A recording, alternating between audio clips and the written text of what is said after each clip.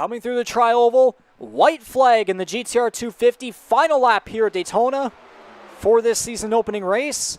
We'll have to see here if Dylan Baum and/or Corbin McCauley will try to figure something out. It looks as though they're both slowing down to try and gain some momentum.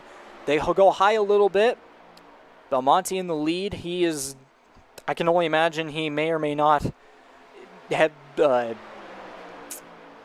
tears of stress going down him. That is not a great camera angle right there. We'll go to this one, but Baum and McCauley scrambling right there. McCauley goes to the inside looking for second place, trying to gain at least one spot. Maybe he will try to get a run here on Belmonte as they will come off of turn 4, and it doesn't look like anything's going to happen. It looks like it'll be just a battle for second place, but coming off of turn 4, we're going to have a rookie victory in the GTR 250 as Justin Belmonte scores his first career victory in the Canadian E-Motorsports Network NASCAR Series.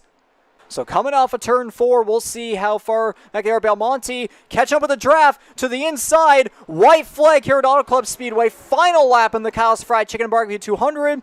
McCauley into Belmonte. There's contact. Oh boy. There. Yeah, it looks like Belmonte might have the edge here, though. Reeves looks like he got the better exit out of 2. He's going to barely clear McCauley. McCauley maybe will try to do a bit of a change right there. Still going to the high side. He's going to try the high groove middle this time around. Try to dive down below Belmonte. We'll see here. Down on the left rear quarter panel. They'll be side by side. Oh, and there's contact. To the start finish line. Belmonte is going to get it. Justin Belmonte, the rookie, is going to go back-to-back in unbelievable fashion with 2 laps to go. Yeah, definitely every man for himself at this point. I referred earlier to the fact that Paytak and Bailey are often frequent partners on track, but I think it's kind of all out the window here now, although maybe one last gasp to try and reel in Corbin McCauley, but it looks like, yeah, knock on wood as he heads to the white flag. That 17's definitely built up a gap here off of this last restart. Indeed so, about a half a second over Matthew Paytek, but that was the white flag for the Las Vegas 200 at Las Vegas Motor Speedway. Corbin McCauley finished second place at Daytona Auto Club, falling just short to Justin Belmonte, the rookie, both times. It's not going to be 3 races in a row for Belmonte or rookie, but the 4-year driver in his number 17 Holland College Chevrolet, turns 3 and 4. Off of turn 4, McCauley's going to come off the final corner, take the checkered flag for his first win of the season. He's in the playoffs. McCauley wins the Las Vegas 200. But coming off the final corner here, white flag. This might be it right here. 2 races in a row. Corbin McCauley in first place at the white flag.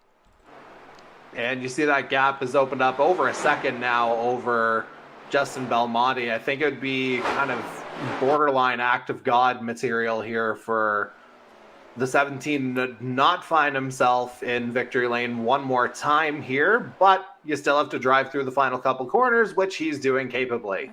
Coming off of turn 4, it'll be 2 weeks in a row for the 17 Holland College Chevrolet car. Corbin McCauley, the 4th-year driver, taking the checkered flag.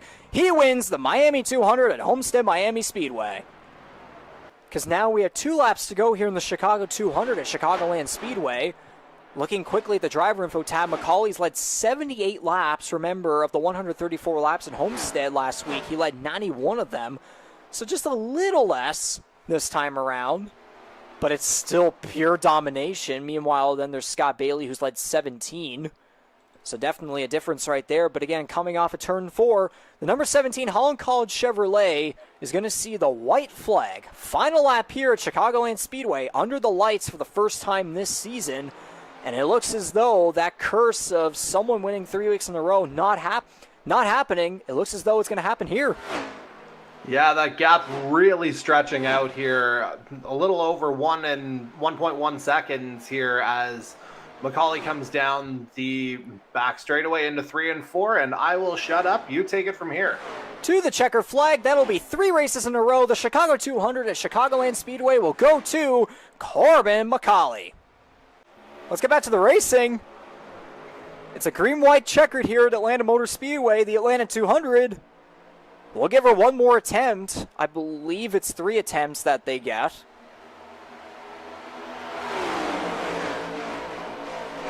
And this is a rather interesting dynamic here at the head of the field. Matthew Patak and Scott Bailey, 1-2. Typically, those two will often work together on track, but right now, every man for himself.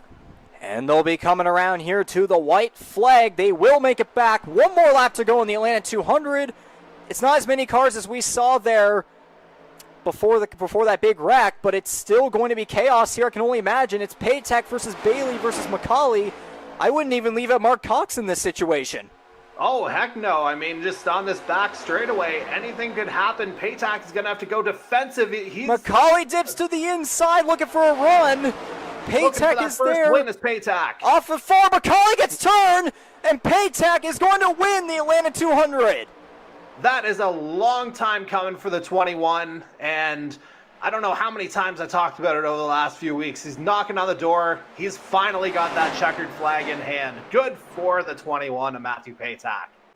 Alrighty then, folks, here we go. Kyle Knoll gets the jump there on the restart. Green flag, 2 laps to go in the Wingstop 200. This will be Kyle Knoll's race to lose. Again, he went on those 2 tires, although he may have pitted later to get 4 fresh. I don't know for sure, but memory's not suiting me well here tonight. But no, he's going to get there, and they're going to crash again. Coming off of turn 2. I think they might have actually all been able to keep it straight. Or something happened, I think it might have been with Jason Butler, but we're still green. And Corbin McCauley got past Kyle Knoll there on the restart, so white flag, 1 more lap to go in the Wingstop 200 at Michigan. By the sounds of it with communications, I believe Jason Butler was quote-unquote dumped or something like that.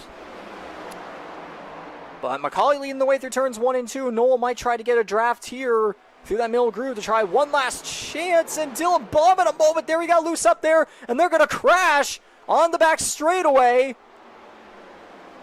Multiple cars involved in that one, but we're going to stay green to try and get back here to the checkered flag. McCauley leading the way, looking for his 4th win of the season. And coming off the final corner, the number 17 Oyster Bed Speedway Chevrolet is going to go to victory lane and win the Wingstop 200.